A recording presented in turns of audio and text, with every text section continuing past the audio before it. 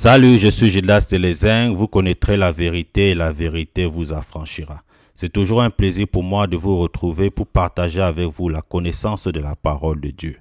Et aujourd'hui, nous allons parler d'une expression tirée du livre de l'Ecclésiaste qui n'est rien d'autre que tout est vanité. Il est important de définir le mot vanité en lui-même. De manière triviale, de manière simple, le mot vanité signifie inutile, sans importance. Et ce mot vanité apparaît 88 fois dans la Bible, dont 38 fois uniquement dans le livre de l'Ecclésiaste. Mais le tout est vanité qui nous concerne aujourd'hui n'apparaît uniquement que dans le livre de l'Ecclésiaste. Et ce n'est pas un fait de hasard, c'est tout simplement parce que le livre de l'Ecclésiaste a été écrit par l'homme qui peut être considéré à juste titre comme étant le plus sage et le plus intelligent de tous les temps, qui n'est rien d'autre que le roi Salomon. Mais comment Salomon en est-il arrivé au point de dire que rien n'est important, tout est vanité? Et le tout est vanité apparaît à chaque fois à la fin d'un concept que l'auteur, c'est-à-dire Salomon, présente dans son discours. Parce que l'Ecclésiaste, c'est un discours que Salomon fait. Et nous rendons compte que plus principalement dans Ecclésiaste 2,15, que Salomon dénigre même ce qu'il a reçu de Dieu, c'est-à-dire la sagesse qu'il a reçue de Dieu. Il traite cette sagesse également de vanité. Mais pourquoi Salomon traite cette sagesse de vanité?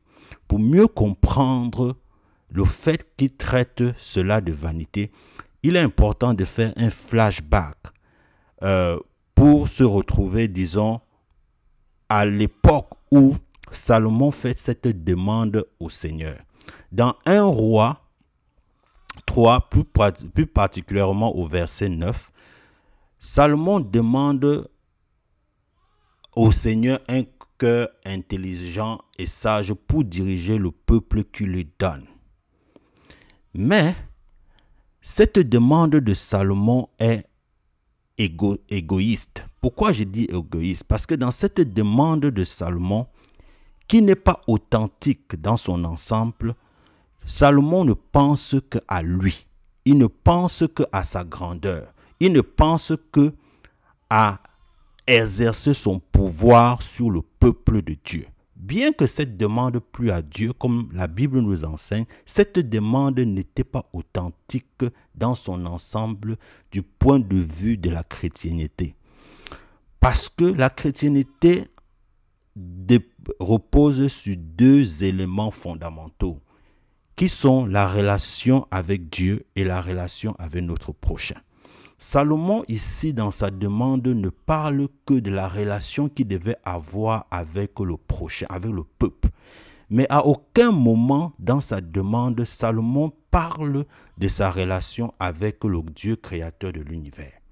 Bien qu'au début de ce chapitre 1 Roi 3, il vante son père comme étant celui-là qui a marché avec Dieu tout au long de sa vie, Salomon ne fait pas cette demande du point de vue vertical, c'est-à-dire pour construire sa relation avec Dieu comme son père avait cette bonne relation avec le Dieu créateur de l'univers.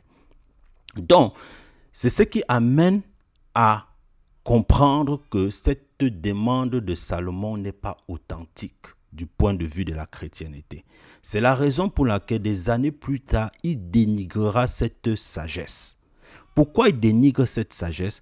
Parce que cette sagesse qui ne s'est limitée que à établir son influence sur le peuple pour pouvoir le diriger, ne l'a pas empêché de pouvoir s'égarer, ne l'a pas empêché de pouvoir construire, servir d'autres dieux, comme la Bible nous enseigne clairement dans 1 Roi 11, où le cœur de Salomon s'est détourné de Dieu et a servi d'autres dieux.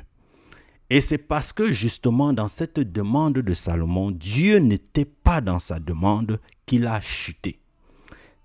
Il a alors dénigré cette sagesse en disant que cela est vanité. Donc, le tout est vanité ne s'applique que lorsque ce que vous faites ne glorifie pas Dieu. si vous faites quelque chose, et même si vous l'avez demandé, même si vous faites quelque chose, si cela n'est pas pour la gloire de Dieu, alors cela est vanité. Si vous recevez quelque chose de Dieu, comme Salomon a reçu cette sagesse de Dieu, et que cette sagesse n'a pour but que de vous élever par rapport aux autres, non pas pour pouvoir élever le Dieu créateur de l'univers, alors cela est vanité. Si vous allez à l'école, justement pour vous élever par rapport aux autres, non pas pour rendre l'honneur à Dieu qui vous a donné cette intelligence, cette instruction pour pouvoir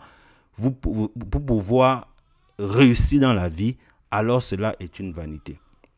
Si vous vous mariez et que vous le faites uniquement parce que vous voulez taire les bouches des gens et non pour la gloire de Dieu, alors votre mariage est une vanité.